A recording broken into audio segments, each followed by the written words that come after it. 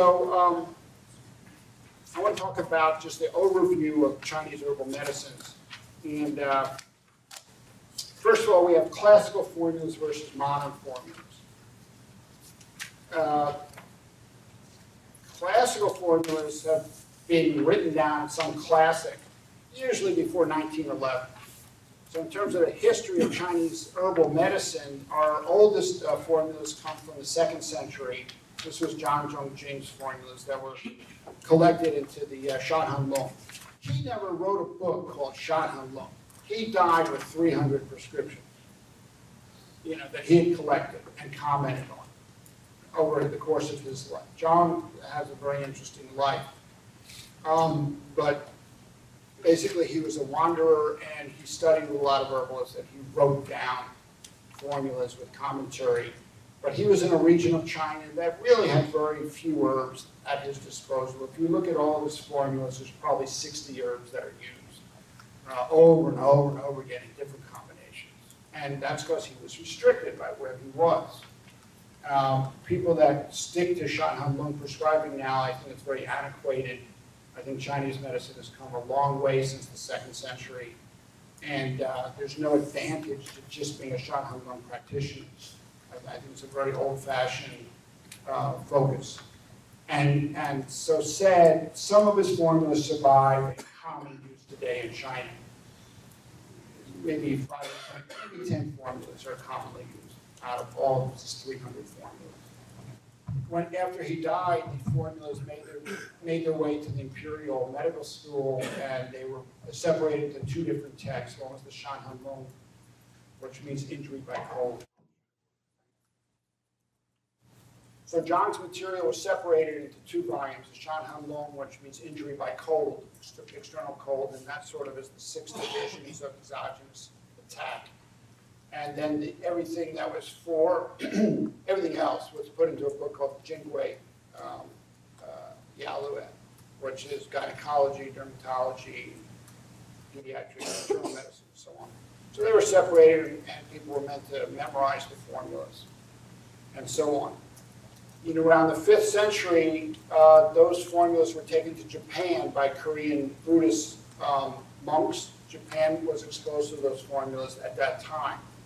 And shortly thereafter, they cut off all contact with China and kept the Shānghán formulas and the Jingui formulas throughout their history. It's ironic, in the 15th century, or the 1500s, Japan had a window where they opened up to China again, and at that point in time, there happened to be a Shānghán revival, and the Japanese doctors said, oh yeah, they're still doing what we're doing. And then they closed the doors again. So Japan's very much into Shānghán. They call them Han Dynasty formulas, which are called the Hanfang. That Chinese Hanfang in Japanese is pronounced Kampo. So Kampo medicine is Japanese herbal medicine. It's basically Shānghán and Jingui medicine.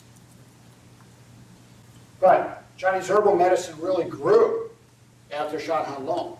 Now there was kind of not much happening for the next 500 years, but really a golden place started around the 11th century, Song Dynasty, 1100 Song Dynasty. We started getting a lot more formulas. And most of what we really use today comes from 1500s and afterwards. So probably 75% of the formulas were developed after the 16th century, with 25% coming from before that, in common usage. And that's because the Chinese developed. They're not stuck. They wrote everything down. They printed everything. So all the doctors, all the educated doctors through history had access to the classical texts, and they could see what other doctors were doing. So it built upon itself and developed. That's why I say to just be stuck in Shānghán is very old-fashioned. In the 19th and 18th centuries, early 18th centuries, early 1700s, late 1700s, there's a lot more interaction with Europe, and there's a lot more epidemic diseases. Diphtheria, tuberculosis, measles, chickenpox. And so they developed the Wenbing approach, which was the first real approach to challenge the Shānghán approach. The Shānghán approach was about disease and looked at how disease moved into the interior The Wenbing approach really talked about toxins, heat toxins, which we know now are viruses and bacteria, and tried to address that. Wenbing was a tremendous step forward in terms of infectious diseases. And when you look at how they dealt with SARS in the last 10 years, it's going back to modifying Wenbing formulas or taking Wenbing formulas. So there's a lot of textbooks. There's at least 600 medical textbooks that have survived, probably more. Each small volumes are very focused. You find volumes just on eye diseases, volumes just on gynecology, volumes just on dermatology. You know, so it's a very sophisticated medicine. The Chinese doctors in China, they study all this stuff. I mean, when you go to the 6-year TCM program in China, you study these medical classes, and they're very familiar with them. In our history in America, well, the Chinese ruined Chinese medicine. It's so absurd. I mean, the best doctors in the world are alive today in China, you know, and they study hard, and they're very clever. And it's just ridiculous, you know, it's just ridiculous. Herbal medicine in China is very developed. In the 1950s, to be honest, the Communist Party rescued herbal medicine. It would have died. It would have been like Ayurvedic medicine. Chiang Kai-shek, who